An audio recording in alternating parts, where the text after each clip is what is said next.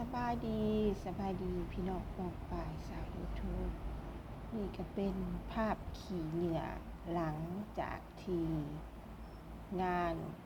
เทศกาลแข่งเรือหรือบุญออกพรรษาที่จัดขึ้นในหลายแขวงของประเทศลาวไม่ว่าจะเป็นแขวงเวียงจันทน์ นครหลวงเวียงจันทน์เนาะหรือว่าจะเป็นทางสวรรณเขตทางปากเซก็ดีก็จะลงเหลือสภาพขี้เหงื่อแบบนี้คืออันนี้นี่แม่นมือเลิกงานได้ประมาณมือทำอิฐเนาะทุกคนเนาะแต่กะมีมือดีถ่ายรูปถ่ายคลิปลง Facebook เนาะกะให้เวลาเขาเจ้าเมียนแหน่ให้เวลาเขาเจ้าเมียนแหน่เดี๋ยวนี้น่ะทางนครเมืองหรือเมืองเพิ่นก็ได้จ้างบริษัทขี้เหงื่อจ้างคนอนามัยขี้เหงื่อมาอนามัยอยู่แล้วหลังจากมื้อที่เลิกงานมื้อที่2เขาก็จะมาอนามัยอันนี้น่ะเขายังบ่ได้มาอนามัยกะถ่ายรูปลงคลิปลงหยังแล้วเรียบร้อยแล้วเนาะปานเพราะเพิ่นเป็นยูทูบเบอร์นี่เนาะก็เบิ่งสภาพการบ้านตัวเองแหน่เนาะและการที่จะมาถ่ายรูปหั่นนะเป็นหยังคือบ่มาเฮ็ดคลิปรณรงค์บ่ให้ถิ้มขี้เหงื่อสะทรายพวกร้านค้าร้านขายเองก็คือกันเวลาเลิกร้านแล้วก็ควรเก็บขี้เหงื่อตนเองเนาะใส่ถุงยางดำถุงยางขี้เหงื่อน่ะเก็บไว้ก็ได้แม่นอยู่ว่าเจ้าหั้นเสียค่าขี้เหงื่อให้ทางผู้ที่ประมูลจัดงานแล้วแต่เจ้าก็ควรเก็บใส่ถุงยางแล้วเพิ่นก็เอาขี้เหงื่อที่พวกเจ้าเก็บใส่ถุงยางนั่นน่ะเก็บไปถิ้มอยู่จุดถิ้มขี้เหงื่อที่แขวงต่างๆกำหนดไว้เนาะบ่แม่นว่าความคิดของผู้ขายหั่นน่ะเขาเก็บแล้วค่าขี้เหงื่อน่ะแล้วค่อยจำเป็นหยังต้องเมียนความคิดของผู้ที่มาค้าขายในงานบุญน่ะและอีกอย่างหนึ่งคนลาวเฮาเองก็ควรจะปลูกฝังสั่งสอนลูกหลานให้ถิ้มขี้เหงื่อใส่ถังขี้เหงื่อใส่ถุงขี้เหงื่อบ่ว่าจะเป็นงานเป็นเทศกาลหรือว่าบ่เป็นงานบ่เป็นเทศกาลก็ตามบ่ให้ลูกให้หลานถิ้มสะทรายบางคนก็อ้างว่าหาถังขี้เหงื่อบ่เห็นบ่มีถังขี้เหงื่อข่อยอันนั้นข่อยก็ถิ้มไปเพิ่นว่าซั่นนะบ่เห็นแล้วข่อยก็ถิ้มไปแต่ต่างประเทศน่ะเขาปลูกฝังลูกหลานเขาน่ะเจ้าหาบ่เห็นถังขี้เหงื่อบ่มีถังขี้เหงื่อก็อย่าเจ้าต้องเอาใส่ถุงส่งเอาใส่ถุงเสื้อหรือเอาใส่กระเป๋าที่เจ้าถือไปหั่นหรือว่าหิ้วไปจนกว่าจะพ้อจุดที่มีถังขี้เหงื่อนั่นแล้วก็จึงทิ่มเนาะคือหน้าบ้านคนแคมทางนี่มันก็มีแหละถังขี้เหงื่อน่ะเพราะฉะนั้นหั่นน่ะควรปลูกฝังซะเพราะว่า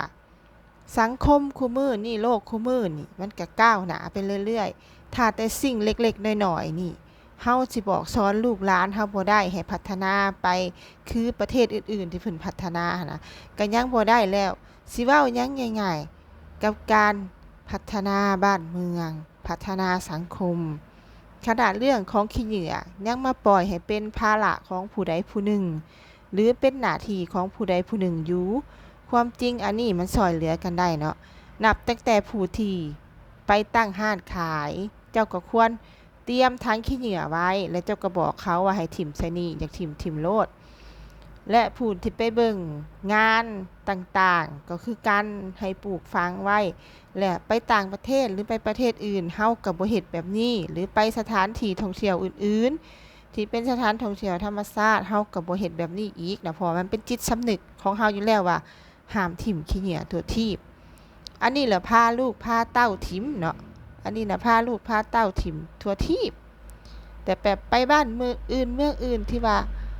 มีการปรับไหมถ้าว่าถิ้มขี้เหงื่อทั่วทีปแล้วมีการปรับไหมนี่จึงว่าบ่ให้ถิ้มเด้อย้านเสียเงินซั่นน่ะ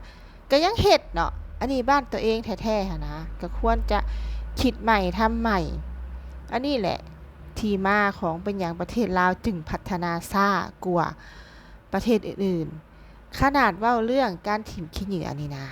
ยังบ่ปลูกฝังยังบ่สอนกันมาแต่กกแต่เข้าแต่เล่าหรือว่าบ่สอนลูกสอนหลานให้ปรับเปลี่ยนแปลงพฤติกรรมหั่นน่ะแบบความคิดดั้งเดิมของข้อยคือ ท่านไซถิ่มหันข่อยก็จะถิ่มหันนะบ่มีทางขี้เหงื่อให้ข่อยถิ่มข่อยก็ถิ่มหันแหละข่อยก็ถิ่มสะทรายและคงบ่มีทางขี้เหงื่อนั่นได้ความคิดของพวกเพิ่นมันบ่มีทางขี้เหงื่อเฮาก็ถือไปหิวไปถิ่มในจุดที่มีทางขี้เหงื่อหรือ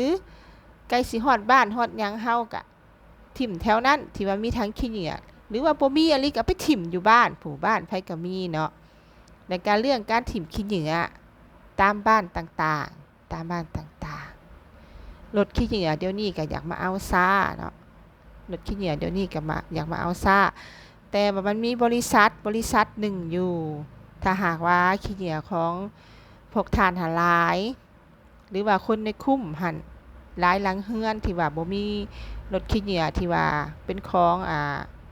ภาคส่วนที่ว่าเคยเก็บอยู่แล้วไปเก็บหั่นน่ะให้เข้ากันแล้วก็โทรเอิ้นเขา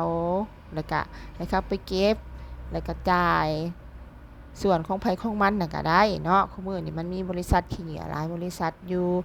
คันบริษัทหนึ่งบ่ไปเอาขี้เหงื่อเฮาหลายแล้วก็ให้เอิ้นบริษัทหนึ่งไปเอาก็ได้เนาะบ่จำเป็นต้องรอท่าแต่บริษัทเดียวและการแยกขี้เหงื่ออยู่ประเทศลาวนี่ยังบ่มีการแยกขี้เหงื่อแล้วก็ส่งกลิ่นเหม็นไปหมดถ้ารถขี้เหงื่อไปเอาซ่าเนาะเพราะฉะนั้นหั่น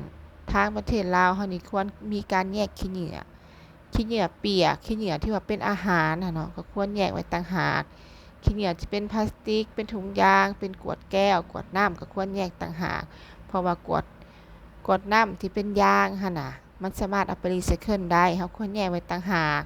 เพื่อบ่ให้คนแบบมาทรายค้นหาหั่นน่ะเฮาก็แยกไว้ต่างหากแล้วก็ตัวใดที่เขาไปเอารีไซเคิลได้ก็ให้เขาเอาไปเนาะตัวใดที่ว่ามันเป็นขยะเป็นขี้เหงื่อที่ว่าเน่าเปื่อยคือเศษอาหารมันก็ไปถิ่มอยู่จุดเศษอาหารเลยอันนี้ถิ่มปนกันหมดเลยเนาะถิ่มปนกันหมดเลยแล้วก็เฮ็ดให้มันมีกลิ่นเหม็นให้ไปเข้าเบิ่งคลิปการแยกขี้เหงื่อของประเทศญี่ปุ่นเบิ่งเด้อเนาะคนลาวทั้งหลายเนาะเฮาต้องพัฒนาได้ทุกคนเฮาต้องพัฒนาไปนำกันเอาที่จุดน้อยๆก่อนแล้วค่อยจะไปถึงจุดใหญ่เนาะเพราะว่าการพัฒนาประเทศชาติบ้านเมืองและแนวคิดจิตใจมันก็เริ่มจากจุดน้อยๆนี่ซะก่อนจึงไปจุดใหญ่ๆเนาะอันนี้ก็มาเว้าในสิ่งที่เฮาควรเปลี่ยนแปลงและ ปฏิบัติกันเนาะก็ต้องขอบใจทุกคนที่เข้ามารับชมรับฟังคลิปเฮาจนจบเนาะก็อย่าลืมกดติดตามกด Subscribe กดกระดิ่งกันเด้อช่องใหม่เฮียนทำคลิปเนาะช่องใหม่เฮียนเฮ็ดคลิปเนาะก็ลองเฮ็ดในแง่นี้เบิ่งมาตีแผ่ปัญหาสังคมของประเทศลาวเนาะในจุดที่ว่าเฮาควรร่วมมือกันเนาะคนในชาติเดียวควรร่วมมือกันเฮาก็เบิ่งหลายๆประเทศแนวมันอันเป็นอันดีแนวมันอันบ่ดีเฮาก็บ่เอามาใส่หั่นแหละเนาะทุกคนเนาะบ๊ายบายขอบใจหลายๆเจอกันใหม่ในคลิปหน้าบ๊ายบาย